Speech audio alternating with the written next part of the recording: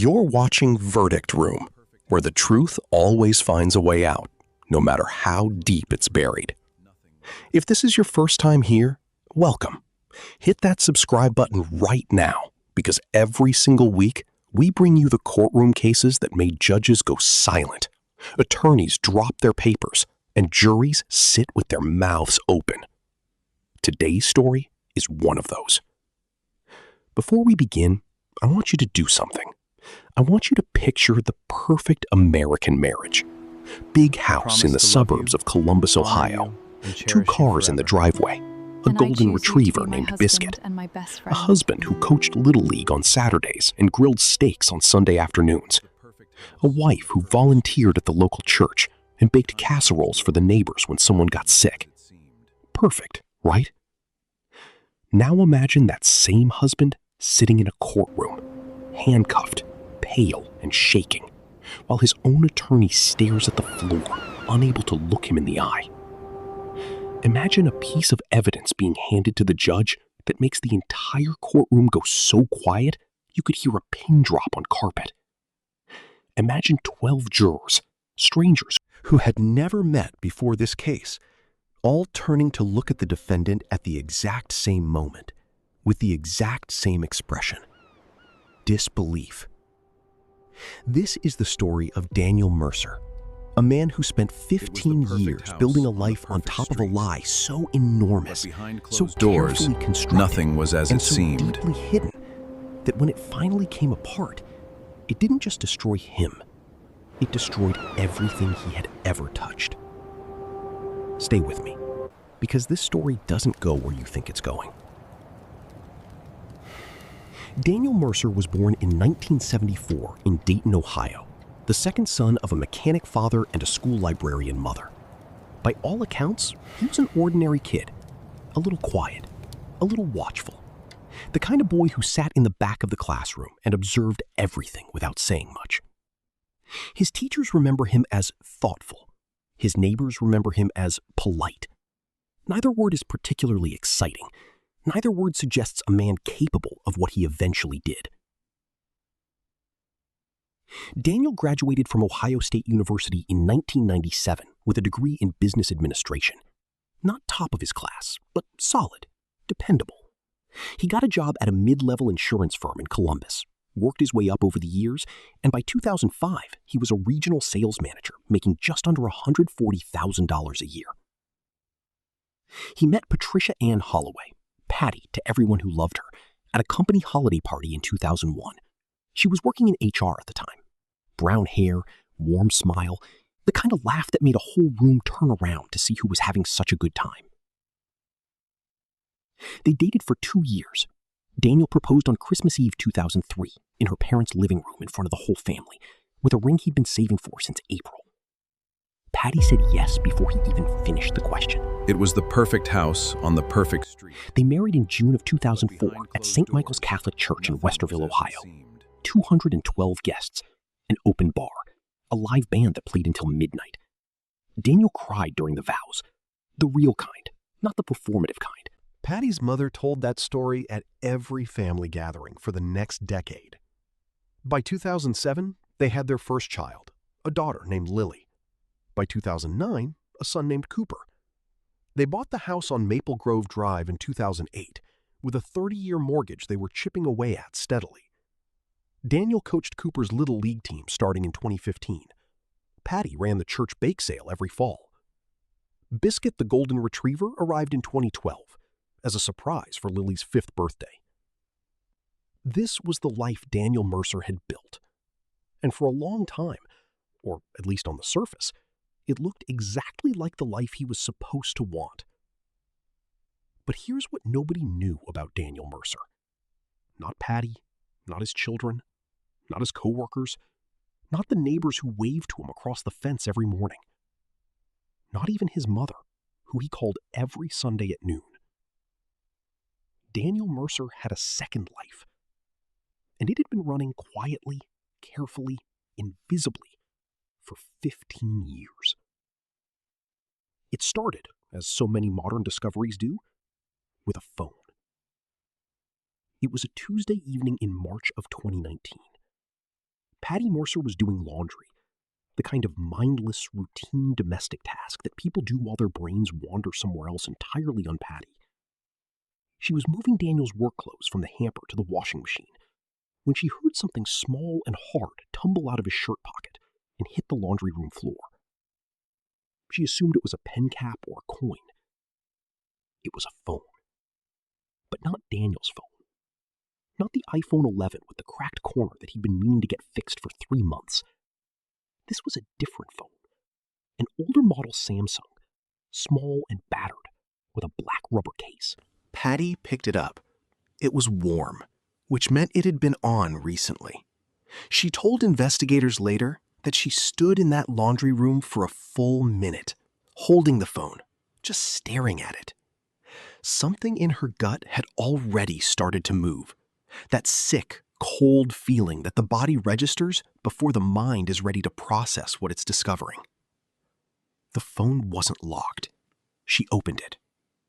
What she found in the first 30 seconds of scrolling through that phone would, she later testified, make her feel like the floor had opened up underneath me. There were text messages, hundreds of them, going back years, to a contact saved simply as M.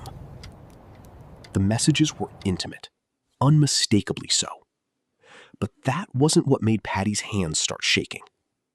It was the content of those messages, beyond the intimacy. References she didn't understand. References to money, large sums of money, transferred in ways she had never heard Daniel discuss. References to a property she had never heard of. References to a name, a full name, used several times, that she did not recognize. Marcus Webb. Patty It was the perfect house on the perfect street. But behind closed doors, nothing was as it seemed. She made dinner. She sat across from her husband at the kitchen table and watched him eat pot roast and talk to Cooper about his baseball tryouts. And she said nothing. Because Patty Mercer was not a woman who acted impulsively. She was careful. She was methodical. And she understood, even in that moment of private devastation, that if she wanted the full truth, she was going to have to be smarter than the man who had been hiding it from her. That night, after Daniel fell asleep, she photographed every single message on that phone. Then she put it back in his shirt pocket. The next morning, she called a private investigator.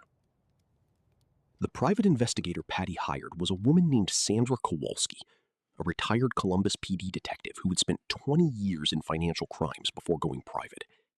She was expensive, she was thorough, and she was, by Patty's account, the most unshockable person I have ever met. Patty would later say that Sandra's calmness was the only thing that kept her from falling apart during those first few weeks. Sandra took the photographs of the messages and got to work.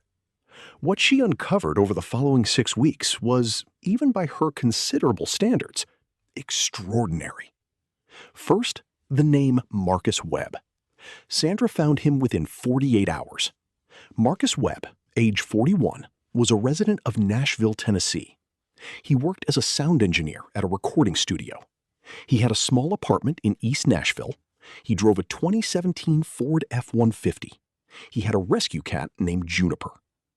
And he had, according to 6 years' worth of documented financial transfers that Sandra traced through multiple accounts, been receiving regular payments from Daniel Mercer, totaling, conservatively, over $340,000. Let that number sit for a moment. $340,000. Transferred quietly, in amounts small enough to avoid automatic bank reporting triggers, from a series of accounts that Daniel had opened and hidden entirely outside of the joint finances he shared with Patty. Second, the property. Sandra found it in week 2. A condominium in Nashville's Germantown neighborhood, purchased in 2012 for $287,000 under an LLC called Meridian Property Holdings, which was registered in Delaware. The sole member of Meridian Property Holdings was Daniel James Mercer. Patty had no idea this property existed. It had never appeared on any tax return she had seen. It had never come up in any conversation. Because Daniel had been filing two sets of taxes, one that Patty knew about and one that she didn't.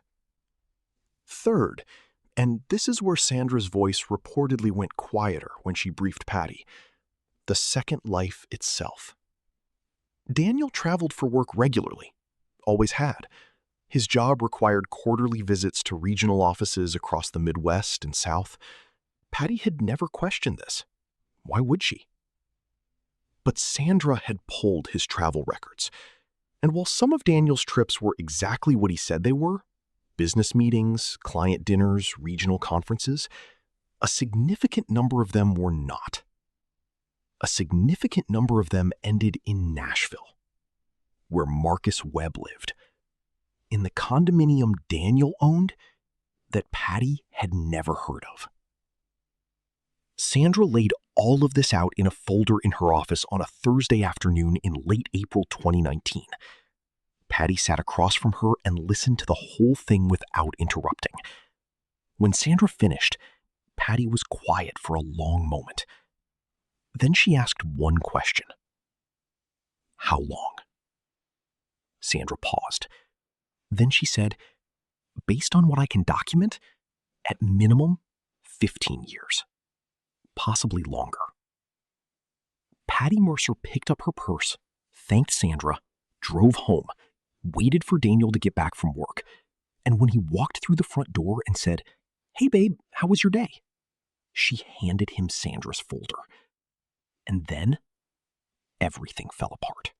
What happened next in the Mercer home on Maple Grove Drive would later be described by both parties in depositions, in court testimony, in private conversations with friends, as the worst night of their lives.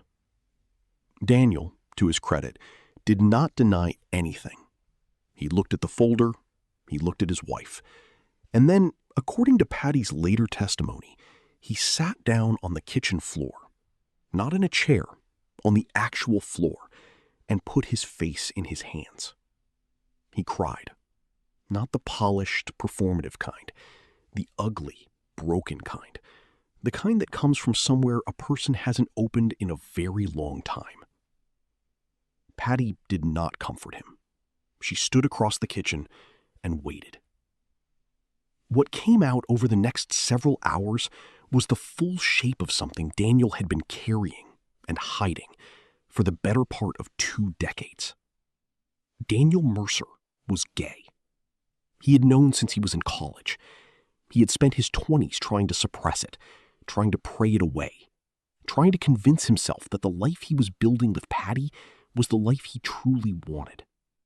He had told himself this so many times, and so consistently, that he had almost believed it. He met Marcus Webb in Nashville in 2004, just months after his wedding to Patty. They had met at a conference. What began as a single conversation became a phone call, then another, then a correspondence that deepened over months into something that Daniel, by his own admission, had never felt with anyone else. He had not set out to deceive Patty. He insisted on this. But deception, as Daniel would discover, has a way of snowballing once it begins. Each lie requiring a larger lie to cover it. Each concealment creating a new gap that has to be filled, until the entire architecture of a person's life is built on a foundation that cannot bear the weight it's been given. The money he had transferred to Marcus was not what Patty had feared. It was not evidence of something criminal at first. It was the financial support of a man building a hidden life. Rent, utilities, travel, gifts, the condominium. The condominium, Daniel explained, he had planned one day to... He couldn't even finish the sentence. But here's where the story takes its turn. Because while Daniel's secret life was, at its emotional core, a story of identity and repression and a marriage built on a lie, there was something else in Sandra's folder. Something that Patty had noticed, but not yet asked about. A document. A business agreement between Daniel Mercer and Marcus Webb, dated 2016, for a company called Webb Meridian Consulting. A company that, when Sandra dug further, had contracts with 3 of the insurance firm's corporate clients. Contracts that Daniel had influenced, steered, and in 2 documented cases, directly awarded, in exchange for kickbacks that went through Web Meridian and back to accounts that benefited both men. This was not just a secret marriage.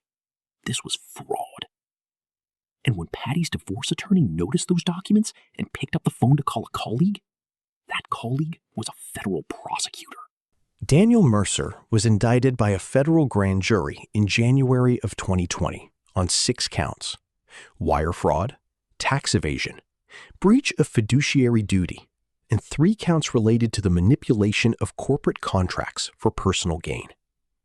The indictment was, in the language of the U.S. Attorney's Office, a comprehensive pattern of deliberate financial deception spanning nearly a decade. The insurance firm, Centerline Group, headquartered in Columbus, immediately launched its own internal investigation, placed Daniel on administrative leave, and then terminated his employment. 3 of the clients involved in the fraudulent contracts launched civil suits. Daniel hired a defense attorney named Victor Prane, a well-regarded Columbus defense lawyer who had handled white-collar cases for 30 years. Victor's strategy from the beginning was straightforward. Daniel would cooperate. He would provide documents. He would demonstrate remorse. He would argue that the fraud, while real, was relatively limited in scope and nonviolent in nature, and that a man with no prior criminal record who cooperated fully deserved consideration. Marcus Webb, for his part, was also indicted on 2 counts of wire fraud and 1 count of conspiracy. His attorney negotiated a plea arrangement relatively quickly. Marcus agreed to testify. Meanwhile, Patty filed for divorce. The proceedings were, given everything, complicated and painful. The marital estate had to be untangled from the hidden assets. Lily, now 12, and Cooper, now 10, were shielded as much as possible. But children are perceptive, and they knew something had shattered in their house in a way that couldn't be unshattered. The divorce was finalized in September of 2020, 14 months after Patty. He found the phone in the laundry room. Daniel moved into a 1-bedroom apartment near downtown Columbus.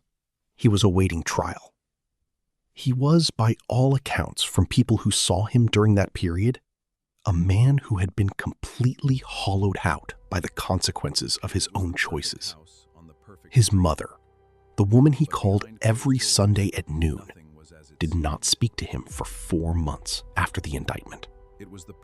Then she called him on a Sunday. And when he answered, neither of them said anything for almost a minute. Then she said, "You should have told me." He said, "I know, Mom." That was all. She came to visit him the following weekend, and she kept coming every month after that until the trial began. Because whatever her son had done, he was still her son. Some things are complicated like that. The trial of United States v. Daniel James Mercer began on March 8, 2021, in the U.S. District Court for the Southern District of Ohio, before the Honorable Judge Catherine Albright. The prosecution was led by Assistant U.S. Attorney David Cho, a meticulous, methodical prosecutor known for his preparation and his patience. He rarely raised his voice in court. He didn't need to. His evidence spoke loudly enough. Victor Prane, for the defense, leaned on his strategy: cooperation, remorse, context. He wanted the jury to understand Daniel as a human being, a complicated, flawed, frightened human being who had made terrible decisions, but was not, at his core, a predator or a career criminal. The first week of trial was testimony and documents.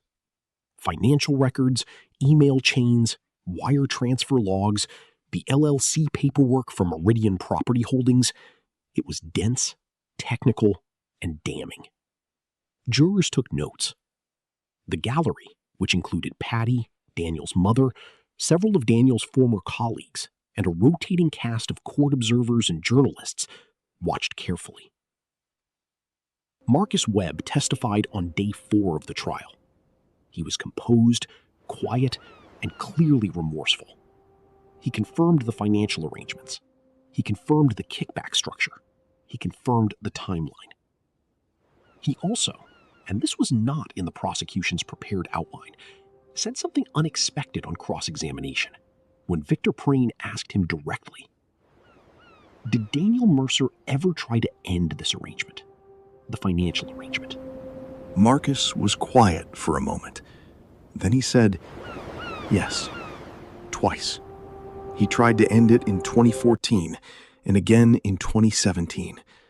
Both times I told him I would tell his wife about all of it, about us, about the money, about everything." A murmur moved through the courtroom. "So he continued," Victor said, "because you threatened him?" Marcus looked down. "I'm not proud of that." This was not the story anyone in that courtroom had been expecting, but it was only the beginning. Because on day 7 of the trial, the prosecution called its final documentary witness, a forensic accountant named Dr. Raymond Feltz, to walk through the complete financial picture of the fraud.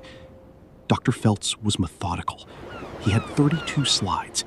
He walked through each fraudulent contract, each wire transfer. I promise to each love you, account. honor The you, jury and followed cherish along you with the forever. binders. And I choose And you then, to be my near husband the and my end best of friend. Dr. Feltz's testimony, Prosecutor David Cho asked him to look at a specific set of transactions, a series of transfers made between 2017 and 2018 that did not follow the same pattern as the others. Transfers that, on the surface, appeared to go into Web Meridian, but which Dr. Feltz had traced through several additional layers to a different destination entirely.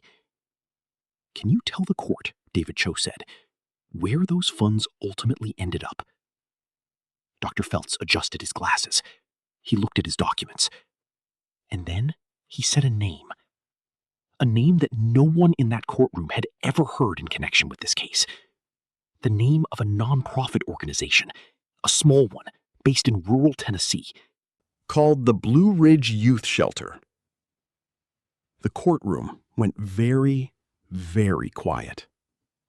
David Cho looked at his own papers. This was not entirely in his prepared script either. He continued carefully. "And what does the Blue Ridge Youth Shelter do, Dr. Feltz?" "It provides housing, counseling, and support services," Dr. Feltz said, "to homeless LGBTQ youth." Another pause. "And the total amount of funds that were directed to this organization through the Web Meridian accounts between 2017 and 2018.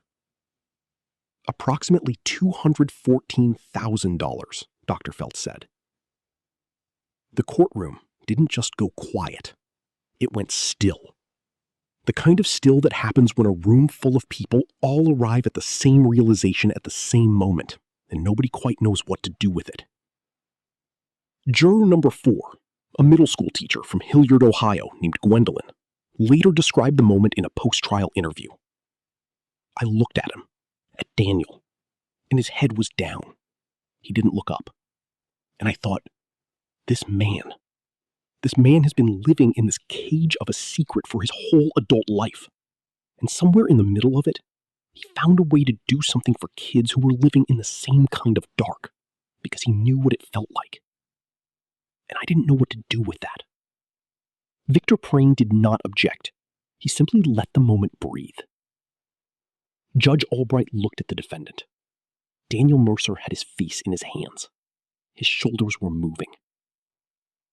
The Blue Ridge Youth Shelter had no idea until that moment where a significant portion of their anonymous donations had come from. Their executive director, Carol Briggs, was contacted by a reporter the following day. She said, "We knew we had a consistent, anonymous donor who had been extraordinarily generous. We didn't know who. We didn't ask. We just knew that the money let us keep the lights on and keep 53 kids off the street." What would you say to that donor now? Carol Briggs was quiet for a moment. "I'd say, thank you. And I'd say, I'm sorry he was so alone." The jury deliberated for 3 days. 3 days is not short. 3 days means disagreement, or at least serious deliberation. It means 12 strangers sitting in a room, looking at the same facts, and not all arriving at the same place immediately. On the afternoon of March 22nd, 2021, the jury returned. Daniel Mercer stood when the verdict was read. His attorney stood beside him. His mother, in the 4th row of the gallery, held her hands folded in her lap and did not look away from her son. Patty was not in the courtroom that day. The verdict. Count 1, wire fraud. Guilty. Count 2, wire fraud. Guilty. Count 3, tax evasion. Guilty. Count 4, breach of fiduciary duty. Guilty. Count 5, contract manipulation. Not guilty. Count 6, contract manipulation. Not guilty. 4 guilty verdicts, 2 not guilty. A mixed verdict, one that acknowledged the real harm Daniel had caused, while also, in some small way, reflecting the complexity the jury had grappled with. Judge Albright set sentencing for June. At sentencing, Victor Prane delivered what observers described as one of the more quietly powerful arguments they had heard in that courtroom. He did not excuse Daniel's crimes. He did not minimize the harm. He laid out, clearly and without embellishment, the arc of a life lived in fear of exposure, a fear that had bent and twisted a man's choices in ways that ultimately hurt people who trusted him. He talked about the money that had gone to the Blue Ridge Youth Shelter. He read a letter from Carol Briggs. He read a letter from one of the shelter's residents, a 19-year-old named Jordan, who did not give his last name, who wrote about what having a safe place to sleep had meant to him during the worst months of his life. He read a letter from Daniel's daughter, Lily, who was 14 by then, and who wrote, "My dad made mistakes, I know that, but he is still my dad, and I know there is good in him. I've seen it my whole life. I don't understand everything that happened, but I am asking you to please see him the way I see him." Daniel Mercer was sentenced to 32 months in federal prison, followed by 3 years of supervised release, restitution of $340,000, and forfeiture of the Nashville condominium. Judge Albright, before delivering the sentence, said this, and it was reported in full by the Columbus Dispatch the following morning. "Mr. Mercer, you committed real crimes that caused real harm to real people and institutions that trusted you. That cannot be minimized, and I will not minimize it. But I would be less than honest if I did not acknowledge that this case has presented the court with a portrait of a human being of considerable complexity, a man who caused harm, and also a man who, in the middle of his own concealment, directed substantial resources towards some of the most vulnerable people in our society. The law must address what you did. But I hope that somewhere on the other side of these consequences, you find the life you were too afraid to live honestly." The courtroom was silent. Daniel nodded. He mouthed 2 words to his mother. "I'm sorry." She nodded back. Daniel Mercer served 26 months of his sentence before being released on good behavior in August of 2023. He now lives in Asheville, North Carolina. He works for a landscaping company. He is in therapy. He speaks openly, on his own terms, in small settings, about his experience, sometimes to LGBTQ support groups, sometimes to college students in business ethics classes who want to understand how good people make devastating choices. He and Marcus Webb have not had contact since the trial. He sees Lily and Cooper on scheduled visits. It is not easy. It is slow, the way the rebuilding of trust always is. But it is happening. Patty Mercer remarried in September of 2024 to a high school history teacher named Greg, who by all accounts is exactly the straightforward, present, honest partner she deserved. She has spoken publicly once about her experience in a short essay for a local women's magazine, and her conclusion was this: I wasted 15 years, but I also raised 2 incredible kids. I built a life, and I survived something that should have broken me. I don't hate Daniel. I don't have room for hate.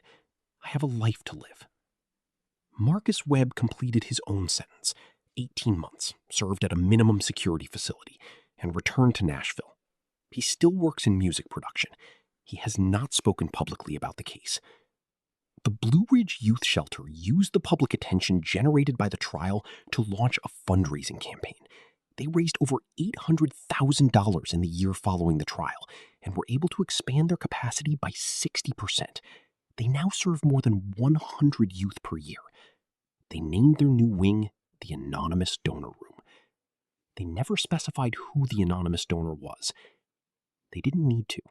And that, Verdict Room, is the story of Daniel Mercer, a man who lied about who he was for his entire adult life, a man who caused real harm because of those lies, and a man who, in the middle of his own hiding, quietly tried to help the people who reminded him of himself.